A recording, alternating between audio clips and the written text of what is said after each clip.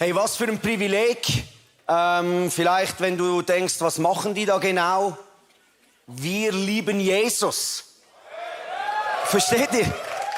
Ich weiß nicht, wie es euch geht, aber seit 17, nein, jetzt dann 18 Jahren, wo ich mein Leben Jesus gegeben habe, ich kann nicht mehr zurück. Mein Leben ist nicht mehr so wie vorhin. Und darum sind wir begeistert vom Leben. Darum sind wir begeistert vom Heiligen Geist. Wir feiern heute Pfingsten. Und es ist interessant, weil Pfingsten ist ja so ein Happening, aber wir tragen den Heiligen Geist ja nicht einfach als irgendeine schöne Goldkette, die man dann am Sonntag noch zeigt. Oder wir haben ihn auch nicht für irgendwelche Gaben und Zeichen und Wunder, all die guten Dinge, die er auch tut. Sondern der Heilige Geist ist Gott selbst. Und um ganz ehrlich zu sagen, ist er der einzige Gott, der hier auf der Erde ist, weil Jesus ist aufgefahren an Auffahrt und sitzt zu Rechten des Vaters. Lesen wir in der Schrift. Der Heilige Geist kam, um in seinen Kindern zu wohnen, in seinen Geschöpfen, in dir und in mir. Und heute wollen wir über die Freundschaft mit dem Heiligen Geist sprechen. Ich habe ein Vers ausgewählt aus Prediger 9, Vers 8, wo ich meine Message darauf aufbauen will, um euch zu ermutigen, in dieser Freundschaft mit dem Heiligen Geist zu wachsen.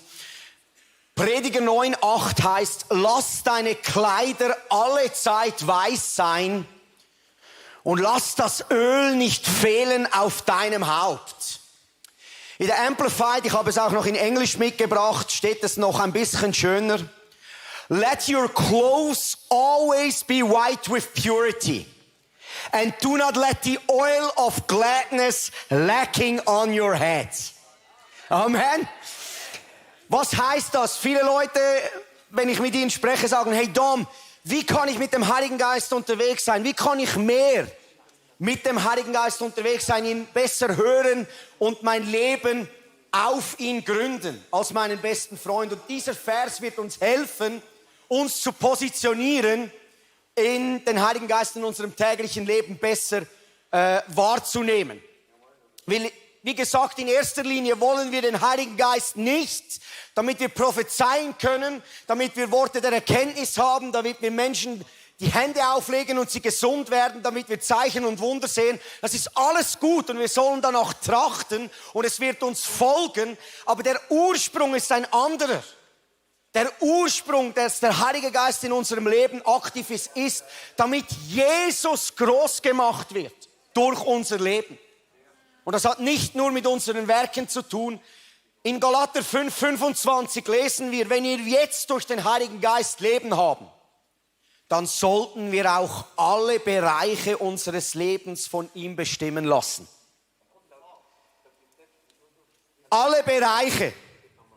Familie, Job, Arbeit, Stunden, Freundschaften. Er soll unser Leben bestimmen. Der erste Punkt, lass deine Kleider alle Zeit weiß sein.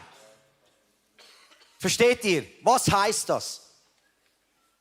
Wir müssen wissen, lass deine Kleider weiß sein. Wir alle wissen, dieses Blut von Christus hat uns an diesem Kreuz gerecht gesprochen. Wir sind Heilige und keine Sünder mehr. Wenn du schon Messages von mir angeschaut hast, ich liebe es, über Gerechtigkeit zu predigen. Das vollbrachte Werk am Kreuz. Also wir sind gerechte Söhne und Töchter Gottes. Uns ist unsere Schuld vergeben. Unser Gewissen ist reingewaschen durch dieses Blut. Amen. Das ist das, was der Hebräerbrief sagt. Und jetzt bleibt es aber dort nicht stehen. Mein Kleider weiß zu halten bedeutet, ich behalte mein Gewissen rein. Ich nehme mein Herz und mein Gewissen in account. Ich bin kein Sünder mehr, ich bin ein Heiliger.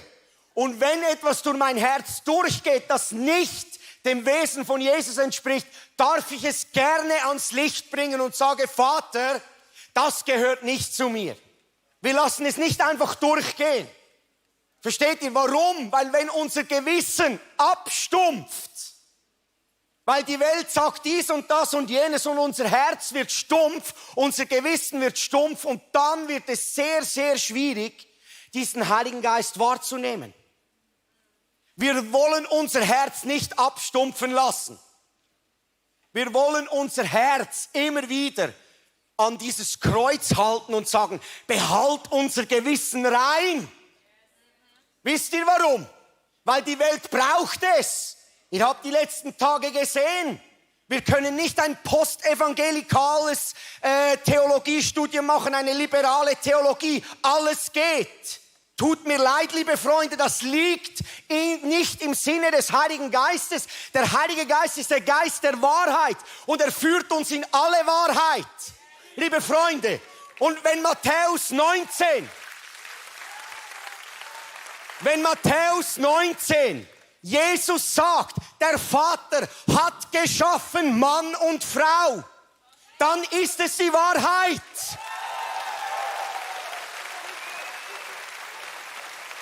Das Problem ist,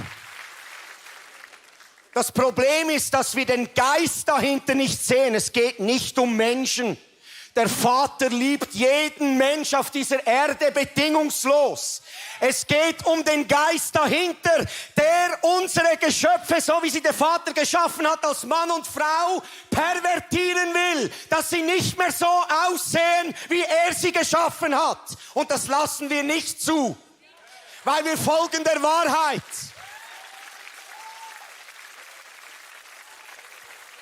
Liebe Freunde, Christus ist die Wahrheit und nicht unsere Gefühle.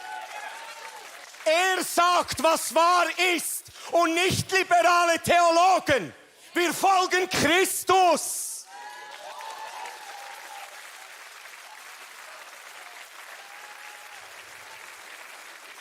Ich weiß, ich werde noch ein paar Hate-Mails kriegen dafür, aber es ist okay. Weil, wisst ihr was, ich sage es in die unsichtbare Welt, not today, devil.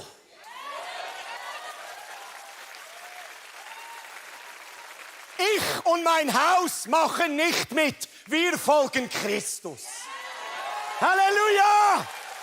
Woo! Yes! I'm so happy. Versteht ihr, wenn wir Christus folgen und uns unter seine mächtige Hand demütigen, wird er uns zur rechten Zeit erheben. Und das ist die Wahrheit. Und da möchte ich euch ermutigen, und da geht es nicht gegen Menschen. Da geht es, wie Epheser 6 sagt, gegen Mächte der Finsternis. Und wir sind berufen, schaut die Message von Tobi an und von Susanna, die auch heute gepreacht haben. Sie haben es gesagt, wir regieren mit Christus an himmlischen Orten. Wir widerstehen dem Teufel im Namen von Jesus Christus. Amen. I'm so excited. That makes me happy. Versteht ihr? Die Freude dieses Vaters, seinen guten Heiligen Geist uns zu schenken. Matthäus Kapitel 5, Vers 8 heißt, glücklich sind die, die ein reines Herz haben, denn sie werden Gott sehen. Freunde, wenn ihr euer Herz, wenn ihr dieses weiße Kleid immer wieder empfängt, jeden Tag, täglich. Letzte Woche im ICF hat der Heilige Geist zu mir gesprochen, als ich in der Celebration stand, hat er gesagt, wir celebraten nicht Pfingsten, es ist ein 24/7 Lebensstil. Jeder Tag ist Pfingsten, jeder Tag ist der Tag der Errettung, jeder Tag ist der Tag der Freude. Ihr habt es gehört am Morgen, Tobi hat gepreacht, das Reich Gottes besteht nicht aus Essen und Trinken, sondern aus Gerechtigkeit, aus Friede und aus Freude im Heiligen Geist. Amen.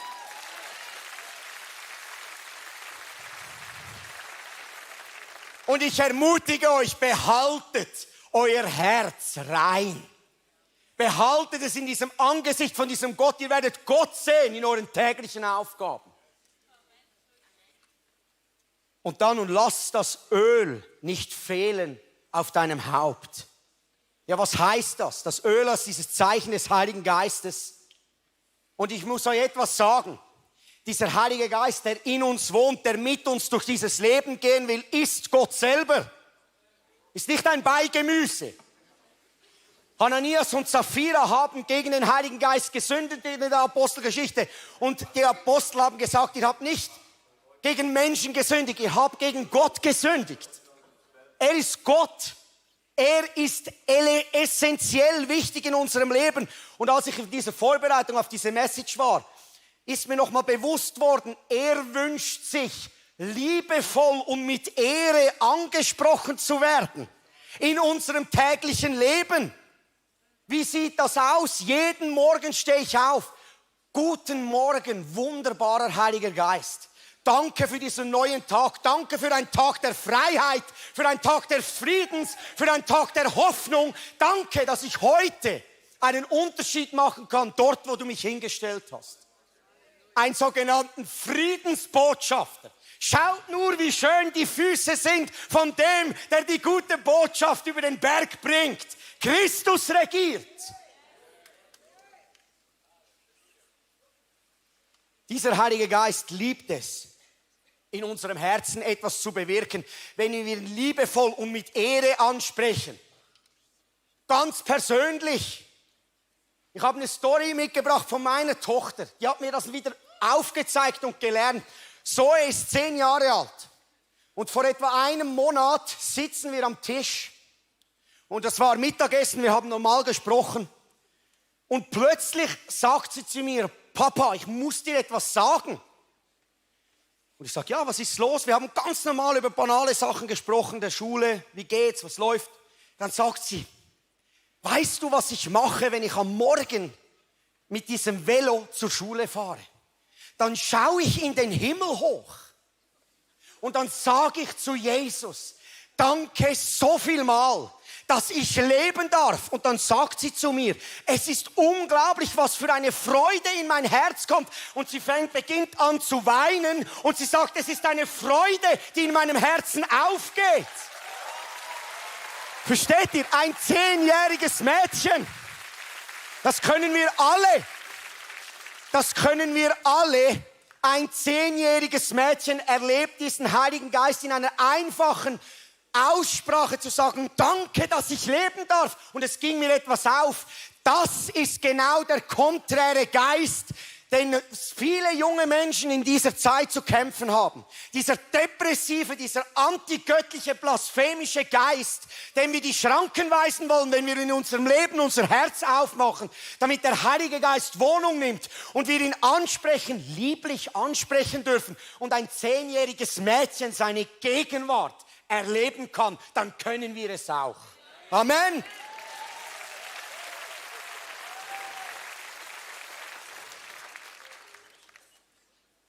Wie gehen wir dann in Situationen in unserem Leben um, wenn Schwierigkeiten auf uns zukommen? Und meine Freunde, die werden kommen. Versteht ihr? Wir folgen Jesus nach, aber der sein Haus auf Fels gebaut hat und der auf Sand gebaut hat, zu beiden kam der Sturm. Zu beiden. Die Frage ist, was ist dein Fundament? Und Davina und ich haben vor nicht so langer Zeit begonnen und haben gesagt, wir werden nicht mehr beten, Gott, bitte mach das, bitte mach das, bitte mach das in unserem Leben. Warum? Wir wollen diesen Heiligen Geist ins Boot nehmen in unserem Leben und wir sprechen ihn an mit, lieber Heiliger Geist, du siehst diese Herausforderung. Wir sind gespannt, wie du das wieder lösen wirst. Amen.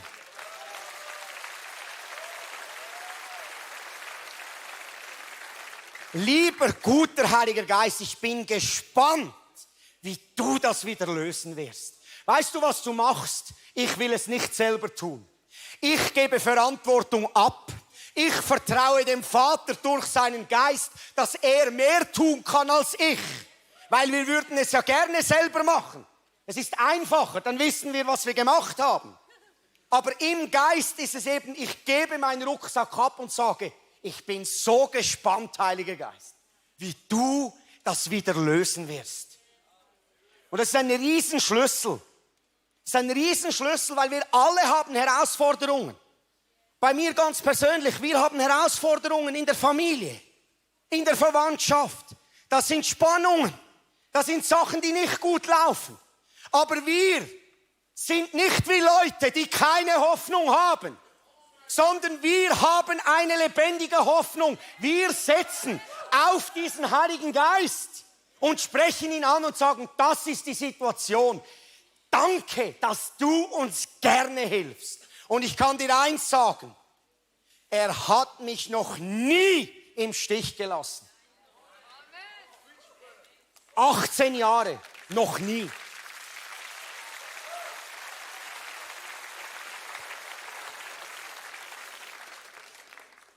Und ich hätte eigentlich in dieser Situation, in dieser Spannung in meiner Familie auf Konfrontation gehen müssen, weil alles hat darauf hingedeutet, dass ich Recht habe. Kennst du das? Und dann haben wir diesen guten, wunderbaren Heiligen Geist, der zu uns ins Herz spricht und sagt, Dom, wäre es möglich, dass du dein Recht aufgibst? Hören wir einfach nicht gern.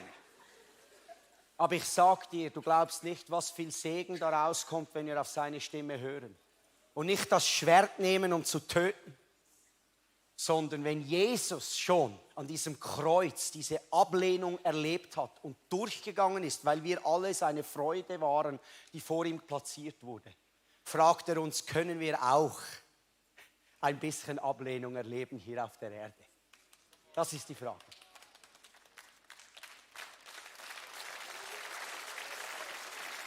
Wir müssen auf diese einfache Stimme in unseren Gedanken, in unserem Herzen hören. Weil wir werden ihn erleben, wir werden ihn auch spürbar erleben. Ich kann dir so viele Zeugnisse erzählen. Ich war vor einem Monat im ICF Vorarlberg, habe dort eine Message gemacht. Wir haben dann am Schluss für viele Personen gebetet und auch das praktiziert, was dieser Paulus gelehrt hat. Wir haben den Menschen die Hände aufgelegt und für diesen Heiligen Geist gebetet. Und da kam am Ende dann eine Frau zu mir, die war mit ihren 2 Kindern dort und war das erste Mal in der Church und die hat gesagt, entschuldigen Sie, Pastor. Ist auch schon komisch, aber ich bin ja Bauer. Was war das, als Sie die Hand auf meinen Kopf gehalten haben und gebetet haben? Ich habe eine Wärme und eine Liebe gespürt durch meinen Körper durch. Und alle meine Sorgen scheinen von mir abgefallen zu sein. Das war ein wunderbares Gefühl. Was war das? Dann sage ich ihr, hat sehr wenig mit mir zu tun. Sehr viel mit der Gegenwart des Heiligen Geistes zu tun. Versteht ihr? Und genauso wie er diese Frau angerührt hat, möchte er auch uns anrühren, damit unser Leben freier wird. Damit, wie Susanna heute Nachmittag im International gepredigt hat, dann wird die Nachfolge zu Jesus wird spannend und freudig, weil das Leben ist nicht hart. Das Leben ist ein Geschenk, meine Freunde. Vor allem wir privilegierten Menschen hier in der Schweiz, die alles haben. Unser Leben sollte jeden Tag überfließen in Dankbarkeit diesem Gott, wie gnädig er uns war. Amen.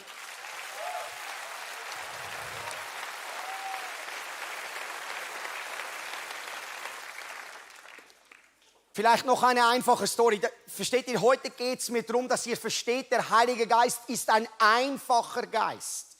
Der lebt in unserem Herz. Jeder, sogar Kinder, können ihn erleben, spürbar. Caleb, komm over. Give a hand for my son. I love you so much. Wir waren vor etwa 4 Wochen am Mittagstisch. Haben wir geredet und plötzlich fällt Caleb mir ins Wort und sagt, Papa, ich muss dir etwas erzählen. Dann sage ich, was ist los? Dann schaut er mich an und sagt, ich bin heute zur Schule gefahren und als ich in diese Schule gefahren bin, plötzlich merkte ich, wie etwas an mein Herz klopft. Und die Gegenwart Gottes kam an unserem Mittagstisch runter und alle haben begonnen zu weinen. Und er hat geweint und er hat gesagt, Papa, ich glaube, der Heilige Geist hat an mein Herz geklopft. Und dann habe ich, warte. Versteht ihr? Werdet so wie die Kinder. Nicht kindlich oder kindisch, sondern wie die Kinder empfangen wir. Dann kann ein 8-Jähriger diese Liebe dieses Vaters erleben. und merkt, da ist ein Gott, der um mein Herz wirbt. Der nicht an mir vorbeigehen will, das kannst du nicht machen. Das ist keine Manipulation, das ist der Vater, der seinen Geist gerne gibt und an diesen jungen Menschen schon anklopft. Und ich habe ihm gesagt, wie wunderbar. Wenn du ready bist, sagst du, komm herein, wunderbarer Heiliger Geist. Amen. Give a hand.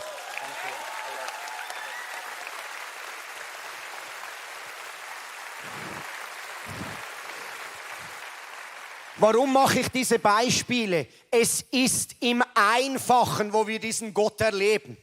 Versteht ihr? Der Heilige Geist spricht einfach in unser Herz. Ermutigt uns in unserem täglichen Leben. Versteht ihr? Und er nimmt uns ernst und deine Worte zählen, ob du segnest oder Leben sprichst. Ich habe vor 2 Tagen eine meiner besten Zuchtkühe gespült, Embryonen. Und normalerweise, wenn du Kühe spülst zum Züchten, dann gibt es so zwischen 5 und 6 Eier, die man dann einfriert und dann einsetzen kann. Und als ich diese Kuh besamt hatte, habe ich ihr nochmal die Hand aufgelegt. Und der Heilige Geist sprach zu mir, für was glaubst du? Dann habe ich gesagt, ich glaube für 20 Embryonen im Namen von Jesus Christus. Muss ich euch sagen, wie viel es gegeben hat? 20! Yeah! Danke.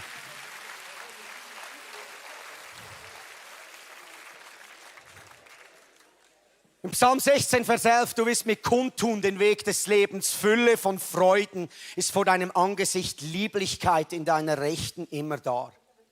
Und versteht ihr, auch wenn nicht alles gut läuft, ist dieser Heilige Geist omnipräsent. Da möchte ich nochmal eine Story erzählen von einer Verwandten von mir, der Cousine von meinem Vater. Und ich habe sie gefragt, ob ich das erzählen, weil es eine taffe Story ist. Vor gut 2 Jahren, sie ist verheiratet, hat 4 Kinder, erwachsene Kinder schon, sind auch Landwirte im Nachbardorf. Und dieser Mann kam auf eine ganz tragische Art und Weise in einer Maschine ums Leben auf dem Hof. Und sie lieben Jesus. Und ich weiß noch, 1 Jahr später habe ich diese Frau bei mir am Küchentisch, weil wir jetzt vorübergehend dieses Land in Pacht bewirtschaften. 1 Jahr, weiß auch nicht wie viel, 25, 30 Jahre verheiratet. 1 Jahr nach diesem unsäglichen, schlimmen Ereignis sitzt sie an diesem Tisch. Wir unterschreiben den Pachtvertrag. Sie schaut mir in die Augen und sagt, kann ich dich segnen? Dann habe ich gesagt, noch so gerne. Und sie begann zu beten. Und als ich ihr in die Augen gesehen habe, weißt du, was ich gesehen habe? Eine Frau, die gesagt hat, danke Vater, dass du nur gut bist. Danke durfte ich durch dieses Tal des Todes gehen, um deine Gnade zu erleben. Versteht ihr? Das ist dann, wenn es real wird. Das ist dann, wenn nicht alles so läuft, wie wir es uns vorgestellt haben. Und da hat mir dieser Heilige Geist nochmal gezeigt, durch dieses Leben dieser Frau, auch in den schlimmsten Tragödien unseres Lebens, ist dieser Vater treu durch seinen Geist und macht den Unterschied. Eigentlich müsste sie ja abgelöscht und depressiv sein. Warum Gott? Aber nein, das Gegenteil ist passiert. Ihr Herz brennt noch mehr für diesen Gott. Halleluja, praise the Lord.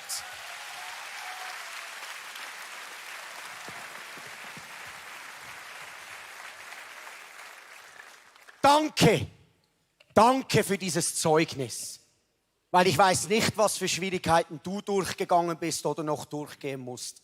Aber ich sage dir eines, dieser Freund, Heiliger Geist, ist genug.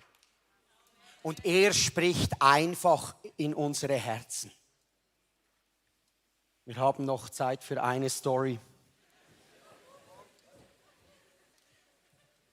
Ihr wisst ja, ich habe das schon mal in einer Message erzählt. Wir haben die Möglichkeit gehabt, letzten Oktober noch einen 2. Betrieb zu kaufen. Und du weißt, wenn ich ein neues Gebäude und Land kaufe, dann nehme ich meinen geistlichen Vater und dann meine geistliche Mutter, Davina und die Kids und dann gehen wir durch dieses Land mit Brot und Wein und wir nehmen dieses Abendmahl und wir segnen dieses Land und wir segnen diesen Hof, dass er noch mehr Frucht bringe und wir brechen jeden Generationenfluch und wir haben da, ihr wisst ja, ihr habt es gehört in der letzten Message, da machen wir nicht mit. Versteht ihr? Und als wir das gemacht haben, sagt mein geistlicher Vater zu mir, diese Frau, die euch diesen Hof verkauft hat, vielleicht hast du die Möglichkeit, mal noch mit ihr zu sprechen. Und ich wusste, ich hatte das schon lange auf dem Herzen. Aber ich habe mich irgendwie immer ein bisschen gedrückt. Kennst du das? Und dann habe ich gewusst, jetzt ist es dran. Die Frau ist 92 Jahre alt und ich war an der Jesus First Conference. Da vorne bin ich gesessen, erster Worship-Teil. Heiliger Geist redet ganz einfach in mein Herz. Donnerstag, 4. Januar und nimm 2 Cremeschnitten mit. Dann habe ich gedacht, okay, das ist unmöglich, dass das von mir sein kann. Wir probieren das aus. Hab gesehen, Donnerstag, 4. Januar könnte gehen, 11 Uhr. Entschuldigung, hat er auch noch gesagt, Vormittag 11 Uhr. Habe ich das gemacht, ging im Volk 2 wunderbare Cremeschnitten holen. Bin dann nach unten gegangen und habe geläutet an der Türe. Sie kam nach draußen. Habe gesagt, hallo Emmy, ich habe dir ein kleines Geschenk mitgebracht, möchte dir ein gutes neues Jahr wünschen. Haben kurz ein bisschen Smalltalk geführt und dann habe ich gesagt, weißt du eigentlich, was du für ein Segen warst für unsere Familie? Ich möchte ein Segen für dein Leben sein. Und ich habe sie gefragt, hast du schon jemals Frieden mit Gott geschlossen? Und sie schaut mich an und sagt, ja, als ich mal ganz klein war. Und dann habe ich gesagt, weißt du was? Es wäre mir eine Riesenehre, wenn ich dir die Hände auflegen dürfte und für dich beten dürfte, weil du weißt, das Leben ist irgendwann vorbei und es gibt nichts Besseres, als mit Frieden mit Gott von dieser Erde zu gehen. Sie schaut mich mit großen Augen an und ihre Antwort war, ja Dominik, das würde ich sehr gern. Wir haben zusammen gebetet, die Gegenwart war da. Und weißt du, wie einfach es war mit diesem Cremeschnittentrick? Der einfache Cremeschnittentrick. Und als ich nach Hause gekommen bin, mit Davina gesprochen habe, uns liefen die Tränen runter. Es war mir gewesen, wie diese alte Frau nur darauf gewartet hätte, dass ihr jemand diese gute Botschaft bringt. Dass es einen Gott gibt, der gerne Frieden schließt mit seinen Menschen. Amen. Thank you, Lord.